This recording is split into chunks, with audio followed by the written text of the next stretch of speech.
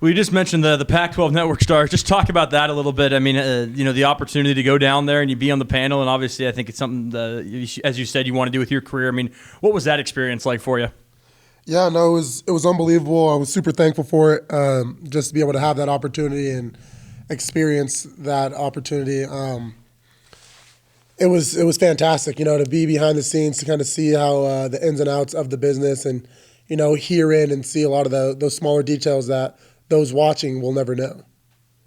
I think for a lot of Coug fans, the highlight of that evening was the very end, where you say that you're coming back for your 6th year and returning to Wazoo. What kind of went through your mind, not only to make the decision, but then to kind of announce it at that stage and do it kind of in front of the big cameras and the big lights? Yeah, I mean, I was just kind of in the moment, and that's kind of where I am now still. I'm not worried about the next season because the next season hasn't came yet. We still have one more game out, and we're trying to finish that strong. On that, what do you guys think it's going to kind of take, not even from an on the field, but from the off the field, a mental standpoint, to kind of break through that bowl barrier after losing the last 2 and kind of get that bowl win, which has been elusive the last couple of years? It's just finishing. We have a great opportunity, and I think everyone here is excited. We're going down to LA, which is the home of a lot of our players. So it's going to be a great crowd with a lot of family, and I know people are going to be excited to reunite with them. So, RJ, what do you think about Coach Dickert calling the plays? I mean, he's done it before, so I'm sure he could do it again. And then this is obviously a huge stage, the LA Bowl. How do you, as a leader of this team, keep everybody calm and in the moment? Yeah, I mean, this isn't the biggest game we've played in. It's one of the bigger venues we played in, but, we played in big games. We played in big venues. So, I mean, it's just another game, I think the guys understand that. At the end of the day, it's just 60 minutes of football, what you've been doing since who knows how long ago. Ron, I'm interested from a player's perspective. Nowadays you see players opting out left and right for transfer portal or NFL, other opportunities for them. What's that like for guys that are planning to play, such as yourself, in the bowl game? Yeah, I mean, it's an understanding that everyone has to eventually do what's best for them. And if you have a bright career and you have a promising career elsewhere, or you plan on going elsewhere, I mean, I see no fault in it. I would love to see some of those guys play in the bowl, but if they don't think it's the right decision, then I won't hold them to it. I guess the second question off of that is, what does this bowl game mean to you guys that are playing?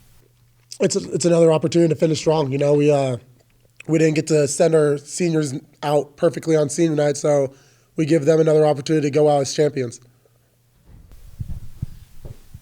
And then, Ron, coming back to the Pac-12 appearance there last week, your sister had a little bit of experience in the media world, right? Mm-hmm. She give you any tips?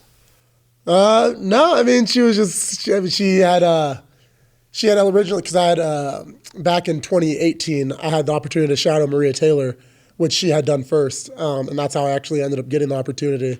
So she didn't give me any pointers, no, but she did give me that opportunity. So thankful for her for that. And then when you watch this Utah team, you've now seen it when you're playing against them, and then when you're seeing, maybe on the sideline, not in the game. They've spoiled 2 Pac-12 trips to the playoff now in a row. What is it about that team?